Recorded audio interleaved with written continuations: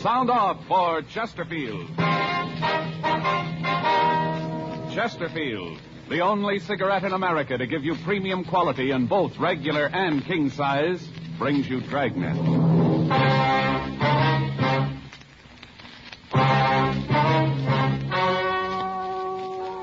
Ladies and gentlemen, the story you are about to hear is true. The names have been changed to protect the innocent.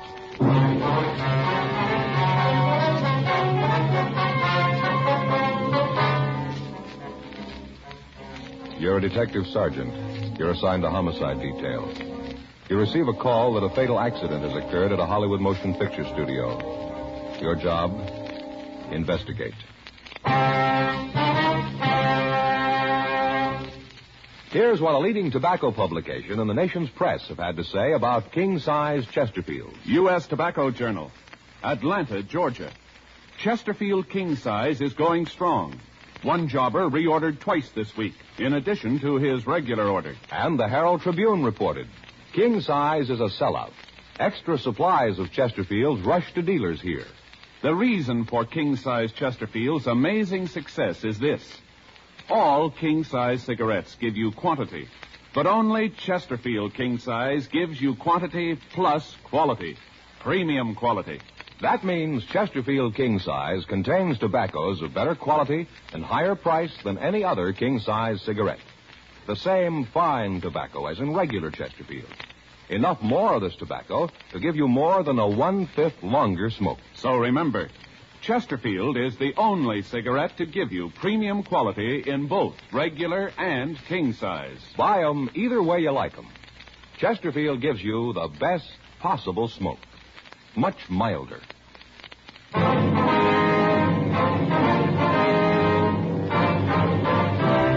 Dragnet, the documented drama of an actual crime. For the next 30 minutes, in cooperation with the Los Angeles Police Department, you will travel step by step on the side of the law through an actual case transcribed from official police files. From beginning to end, from crime to punishment, Dragnet is the story of your police force in action. It was Friday, August 5th. It was warm in Los Angeles. We were working the day watch out of homicide detail. My partner's Frank Smith. The boss is Captain Warman. My name's Friday.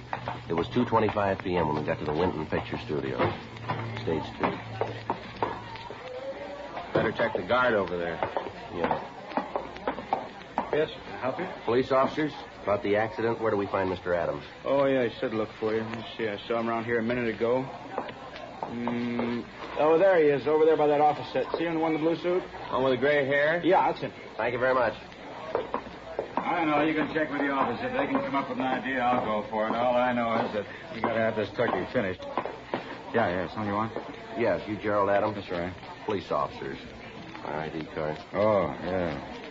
Friday, huh? Yes, sir. It's my partner, Frank Smith. Yeah, how you doing? Hi. How much you know about this? Well, doctor down at Georgia Street told us that Henry Wilson had an accident. Is that right? Yeah, he was the director. At least he thought he was. I wonder if we could see where the accident happened. Yeah, sure. Over in stage 1, just across the way. Hold on a minute, will you? I'd like to talk to Sam for a minute, try to get things organized here, get things moving. Yeah, go right ahead. Just wait here. I'll be right back. Okay. Quite a place, huh, Joe? Yeah, a lot of room. Big stage, isn't it? Yeah. You know, all this, the average person doesn't stop to think about it. What's that? You know, a fella lays out 85 cents to see a movie. Never thinks about all the people, all the equipment that goes into making it possible. Yeah. I'm sorry to keep you waiting. Terrible thing. We're 12 days behind schedule now. This will probably knock a couple more days off. Exec's going to scream like an eagle when he sees what this opus is costing. Here, right through the story. Right. One's right over there. Yes, sir. Wonder if you'd mind filling us in on this thing. Yeah, sure. What can I do to help? Well, if you can tell us how the body was found, who found it, how the accident occurred. Well, as near as I can figure, it must have happened about 12:10, 12:15. Crew had broken for lunch. Most of them were over at the commissary. I came down from the office and wanted to talk to Henry about tomorrow's schedule. Wanted to try to change some of the shots, make it more simple.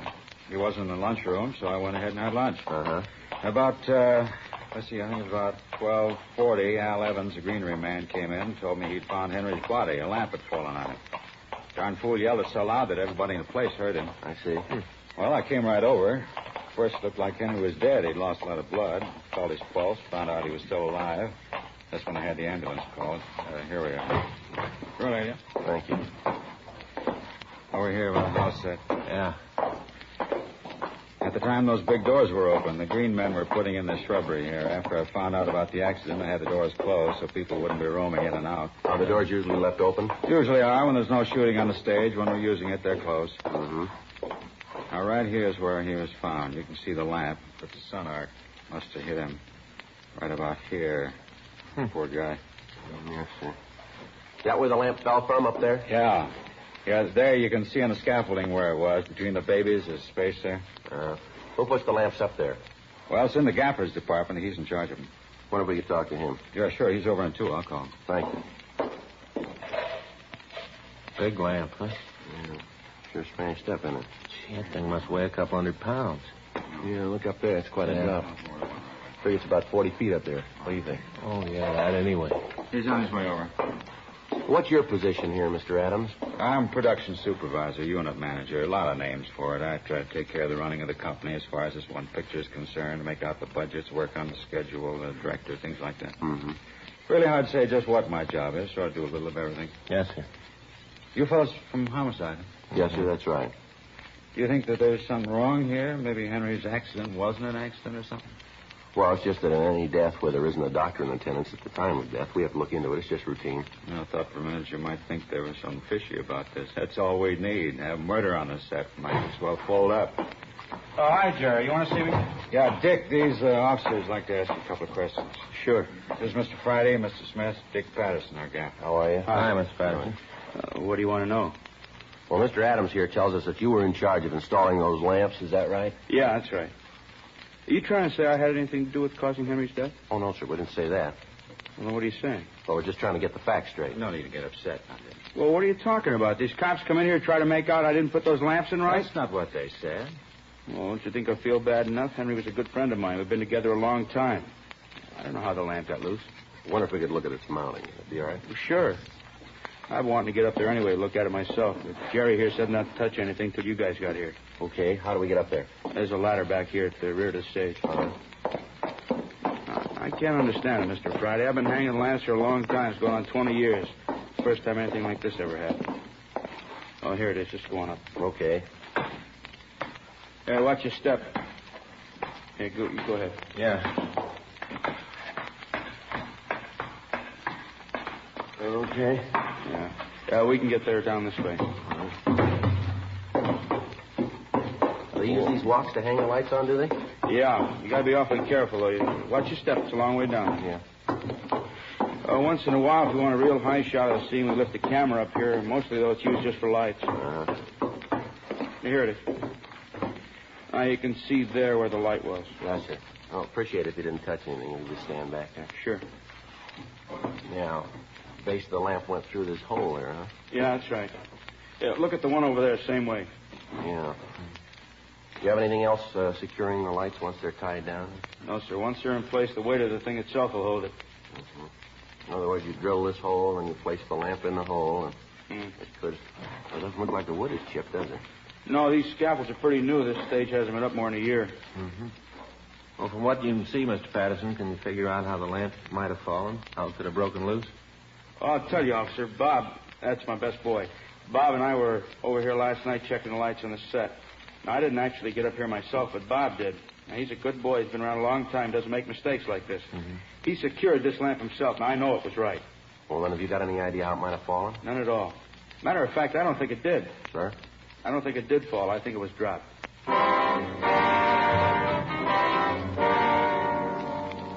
3:15 p.m. Frank and I went back to stage 2. We talked to Bob Murphy, the best boy, and got the same story from him. He said that he'd secured the lamp in position himself and that as far as he was concerned, it could not have fallen. He agreed with Dick Patterson that the lamp must have been removed from its place and either dropped or was thrown at Wilson. At this point, there was the possibility that the death was not an accident. We asked the unit manager to assign one of the studio police to guard the scene of the accident, and then we called the crime lab. Dean Bergman lifted several clean prints from the broken lens of the lamp. Bob Murphy's fingerprints were taken, and they matched those found on the lamp. There were no other prints on the glass. The men from the crime lab found a small piece of blue cloth on the mounting of the lamp. Lee Jones put it in an envelope and gave it to me. At 4:20 p.m., we talked to Gerald Adams in one of the portable dressing rooms. I just can't believe it. There were a lot of people in town that didn't like Henry, but I don't think there was anyone that'd kill him. Was there anyone in the company that he had any disagreements with, would you know? Well, what do you mean? Well, anyone he had quarrels with, arguments, would you know? Well, I guess Sam would be the most likely. They argued all the time. Sam? Yeah, Sam Phillips. He's the first assistant director. Real talented guy. Been at it a long time. He and Henry worked together for a long time. They're always arguing. I guess if you didn't know them, you might think they were serious, but here in the company, we all knew. We understood. Understood what? Well, Sam's been in Hollywood almost since it was. He began as a prop man, worked his way up to be a cutter. Then I guess about 15 years ago, he went into directing. Mm-hmm. He's going to get a picture of his own pretty soon. He'll do well, too. Real talent. Well, about these arguments, Mr. Adams, between Wilson and Phillips. Well, to understand him, you'd have to know Henry. He was one of the first directors in pictures. Came out here from New York even before Sam did. Really old school. He drove special cars, most of them pure white. Had all his clothes designed and made. He wore a cape while he was on the set, you know. Referred to himself as Wilson. You know, Wilson thinks this, Wilson thinks that. If you didn't know him, you'd take him seriously. Once you did that, you were in trouble. Mm-hmm. Were you ever present when one of these arguments took place? Yeah, matter of fact, they had one yesterday. That's so? Yeah, over in the commissary. I thought for a minute it was going to be pretty serious, and then I realized it was all a gag. Everyone else did, too. Well, what was it about? Well, like I told you, the picture's 12 days over now. A lot of tension on the stage. Everyone's pretty edgy. Yeah. Well, Sam's a great practical joker, you know, always trying to cook up something. Mm-hmm. Most of the time, the jokes do the job. They give everybody a laugh. They all feel a little better. Well, day before yesterday, Sam got one of the set dressers and took a cement deer. You know, the kind people used to have on their front lawns? Yeah, I think I know the kind you mean. Well, the two of them carted this deer down the parking lot and put it in the back seat of Henry's car. He planted it so the deer was looking right at Henry when he got in the driver's seat. The thing weighed about 250 pounds. Once they got it in, Henry couldn't get it out. He tried that night. He couldn't make it. He didn't think it was very funny, did he? No. He had to leave it in the car all night. Drove home with it. Next morning, when he checked in the lot, he tried to get it out again. And while he was trying, the horns on the thing tore up the upholstery in his car, really ripped it up to pieces. Oh, big guy. Well, finally, Henry got a hammer and broke the thing up. Smashed it in little pieces and threw them all out of the car. Left them right in front of the scene dock. Yeah. Was that when he and Phillips had the argument? No. Yesterday morning when Wilson got on the set, he wasn't saying anything to anybody.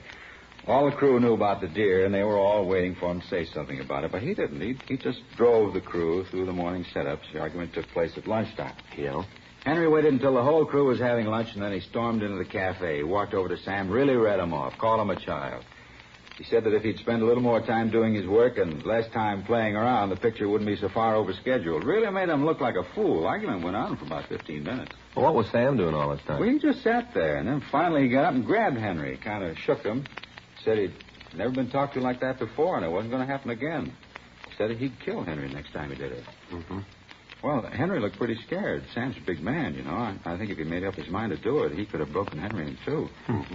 Sam looked at Henry for a minute, and then he laughed. Then Henry started to laugh, too, and then the whole place, I guess it's like laughing in a horror picture. Anything to break the tension. Looked real tight. Even I wasn't sure it was a joke, you know. When you said that Sam lifted this deer into the car by himself? Well, I don't know if he did it by himself, but I know he could lift it without help. How much did you say that deer weighed? Oh, about 250 pounds. Why? Well, I was just thinking. That's about what that big lamp weighed, isn't it?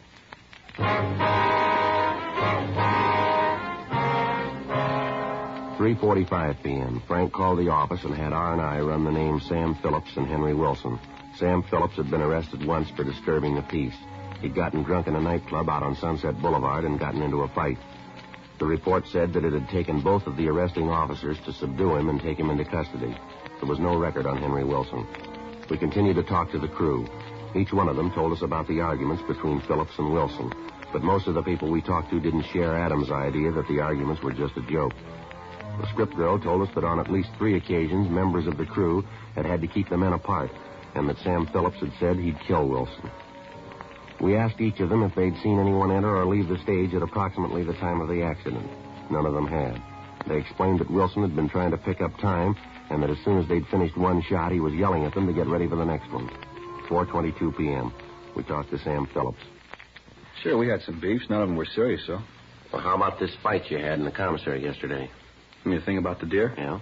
Well, that didn't mean anything. Oh, I admit I was pretty sore for a minute, but right away I knew Henry wasn't serious. Even if he was, I guess I can understand it. Must have made him pretty sore to see his car ripped up. Did you lift that deer into Wilson's car by yourself? Yeah, I had one of the set dressers with me. He kind of steered the thing in. Sure looked kind of funny. Mm-hmm. You sure you weren't over on stage 1 today? Positive. You got any idea of how that light got loose and fell? No, I've been in the business a long time. That's the first time I've ever known a lamp to fall. They've been tipped over when on a floor stand, and I've seen them broken when the set is moved. I've never seen one drop like that. Do you have any idea how this could have happened then? Not the slightest. You're a first assistant, is that right? Yeah. How long you been in this job? Oh, I guess about 15 years now. I was a cutter for a while. Took a big cut in salary to go into directing. Figured it'd be a way to get a picture of my own. A lot of directors come from the cutting department. That's so? Yeah, they do. I didn't care much for it, though. I like to be on the set. See things happen. I like the activity. Mm-hmm. Did Wilson know that you wanted to be a director? Yeah, he said that if I stayed with him, he'd try to get the producers to give me a picture. Matter of fact, I kind of thought I might get this one. Is that right? Yeah. When I was in the pre-planning stages, they hadn't assigned a man to it yet, and Jerry and I both wanted it. Jerry? You mean Adams?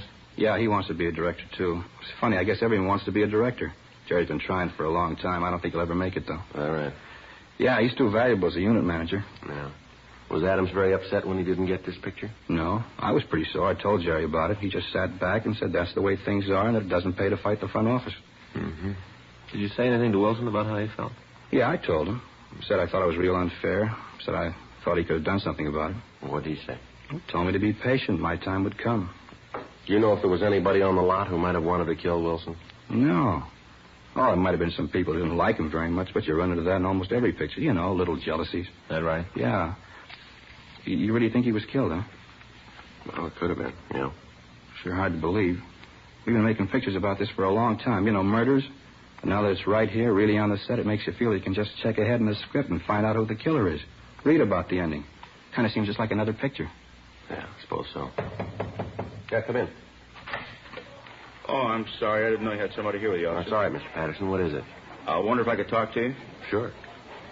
Well, it's kind of private. Well, if you're through with me, I'll get back to work. No, you just wait. I'll be right back. Here, we can step out of here. Okay. Now, what is it, Mr. Patterson? Well, I feel like a real idiot. I should have remembered it when you talked to me before. What's that, sir? Well, I remember just before the company broke for lunch, Sam gave me a note. Said I should give it to Wilson. Mm-hmm. Did you see what it was? No, it was folded up. Had Wilson's name on it. I didn't pay much attention to it. What, did you give it to him? Yeah, he read it, and then he said he had to leave the set for a few minutes. Said he'd be right back. He left the stage then? Yeah. Where was Sam at this time? Oh, I don't know. You see, he gave me the note just outside the door to the stage. I was bringing in some more lights, and right after he handed it to me, he left. Uh-huh. Headed for stage one.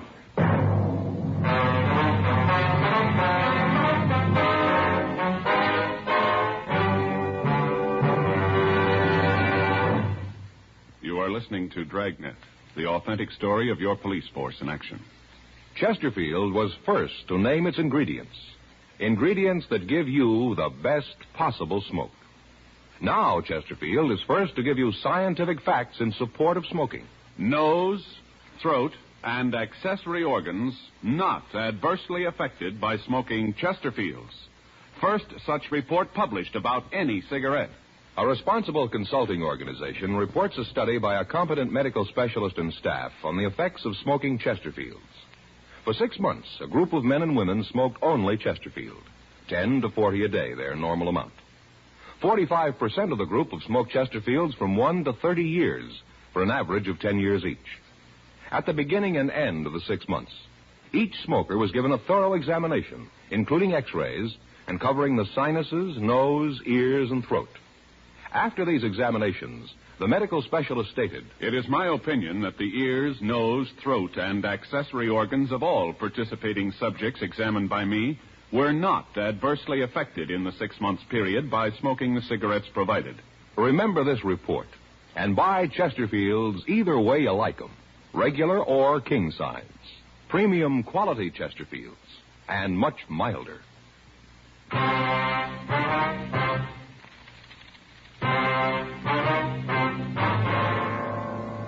We talked to Gerald Adams and had 2 of the studio police start a search for the note.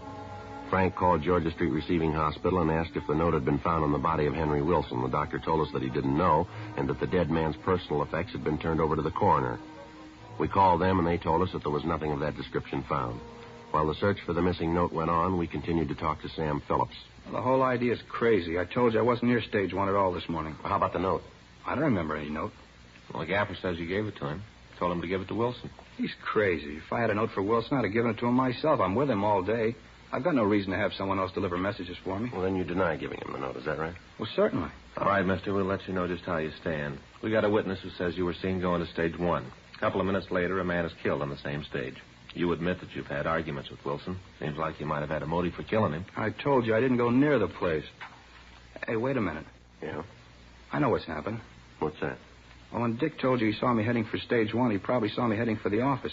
I have to pass near the stage to get there. Matter of fact, I even cut through it once in a while. Did you happen to cut through it today? No, at least I don't think so. That's pretty important that you remember. I'm trying. Let's see. I know what you guys think.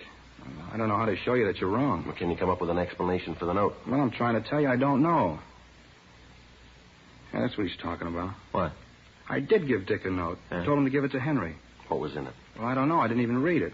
Well, then you didn't write it? No, I found it in my desk when I was up in the office this morning. I figured that someone had put it there thinking I'd see Henry and give it to him. What time did you find it? Let's see, I guess it was about 9 or so. Guess I put it in my pocket and then forgot all about it. And just before I went up to the office to tell him that we were breaking for lunch, I remembered it. I gave it to Dick and told him to hand it to Henry. That's what the note's all about. Right after that, I went upstairs. Mm-hmm. Do you always tell the office that you're broken for lunch? Yeah, most of the time I phone, but today I went up myself. I've been kind of expecting a letter from my family back east, and I thought it might be in, so I wanted to check the morning mail. Got any idea who might have put the note on your desk? No, I just found it, tucked away in the corner of the blotter. I really didn't look at it. I was in a hurry. Wanted to finish lunch so I could get back on the set. We have a lot of work to do this afternoon. Did you see Wilson after you left the stage? No, I looked for him at the commissary, but he didn't show up. And the greenery man came in and said that he had the accident. Uh-huh. You recognize the handwriting on that note? No, all I saw was the name, that it was for Henry. Come to think of it, though, I do kind of remember that it was familiar handwriting, thinking I'd seen it someplace before. Do you remember where? No, I wish I could. Have you found it yet? No. Wilson must have dropped it someplace here, though. It wasn't on his body. I wonder if you'd take a look at this. What's that? Well, the crime lab crew found this on the stage, caught on the lamp that killed Wilson. Looks like the material they make suits out of. Yeah, from inside the cuff. See? See the little zigzag mark where it's been cut? Uh-huh. You ever see this type of material before, Sam? Let me see. Looks like it came from a blue suit, huh? Mm-hmm. Good material. Sure an odd color. Yeah, I think I've seen a suit like this. I think I saw it this morning. Yeah? Oh, yeah, sure. Jerry Adams was wearing it.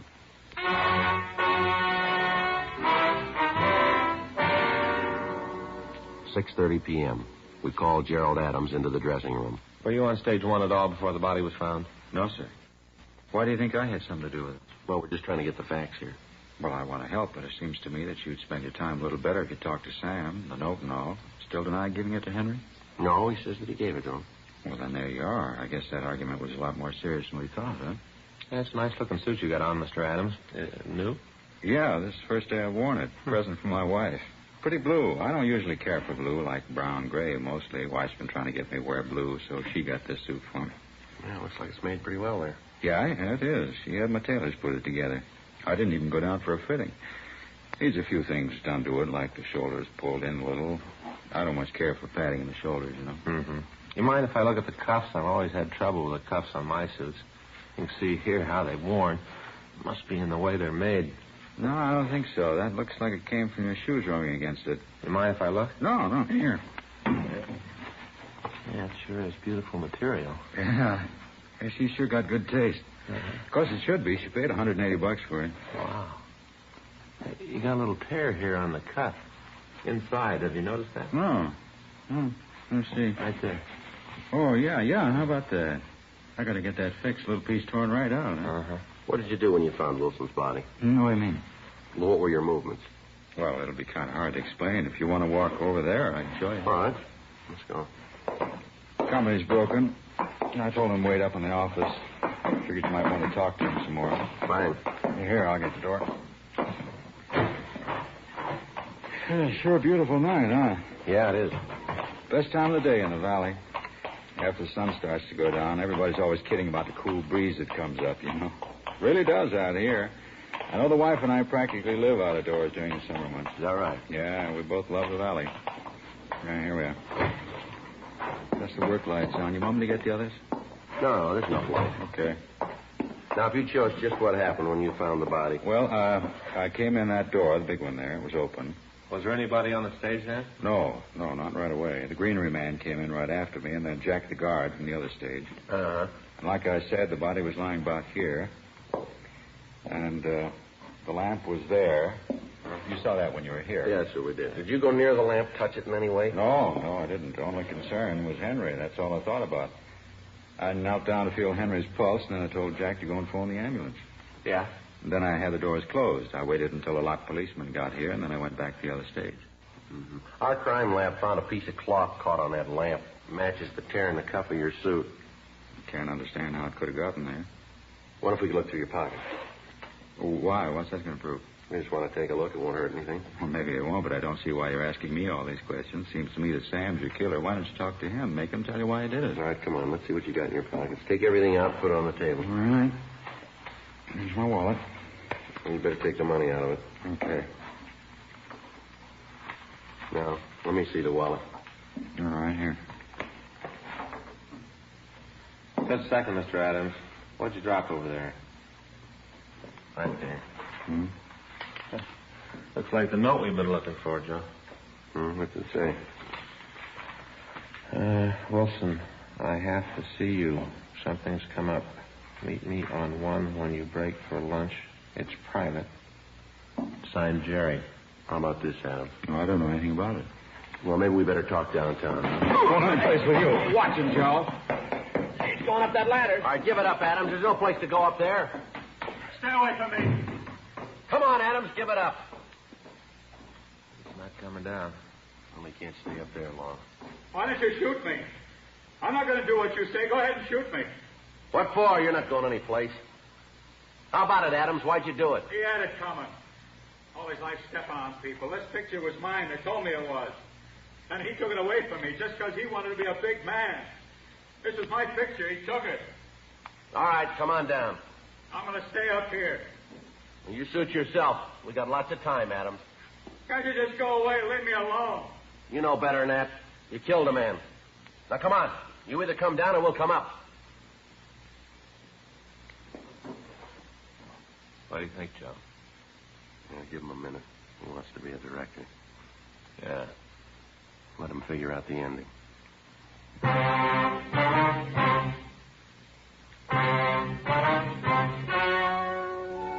The story you have just heard was true. The names were changed to protect the innocent. On February 17th, trial was held in Department 89, Superior Court of the State of California, in and for the County of Los Angeles. In a moment, the results of that trial. Now, here is our star, Jack Webb. Friends, in a sense, every smoker is his own judge and jury when it comes to selecting a cigarette. Now, you've heard the facts in our case for Chesterfield, and I'd like to sum them up for you. Chesterfield, the first and only cigarette to give you premium quality in both regular and king size. Chesterfield, the first and only cigarette to name all its ingredients. And now, Chesterfield gives you scientific facts in support of smoking. You heard the report read earlier. Nose, throat, and accessory organs not adversely affected by smoking Chesterfields. First such report ever published about any cigarette. Consider these facts carefully. I'm sure you'll want to change to Chesterfields. Regular or king size, Chesterfield gives you the best possible smoke. And much milder.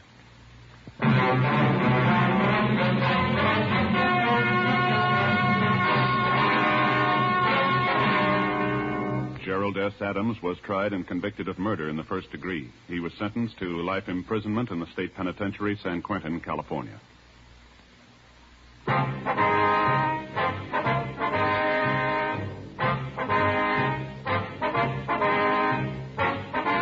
You have just heard Dragnet, a series of authentic cases from official files. Technical advice comes from the Office of Chief of Police W.H. Parker, Los Angeles Police Department. Technical advisors, Captain Jack Donahoe, Sergeant Marty Wynn, Sergeant Vance Frazier. Heard tonight were Ben Alexander, Whit Connor, Jack Crucian. Script by John Robinson. Music by Walter Schumann. Hal Gibney speaking.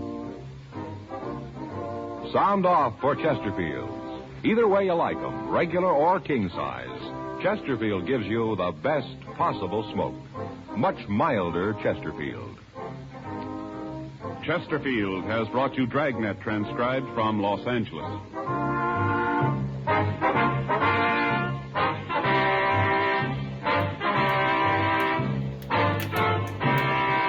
This is NBC, the nation's headquarters for election news.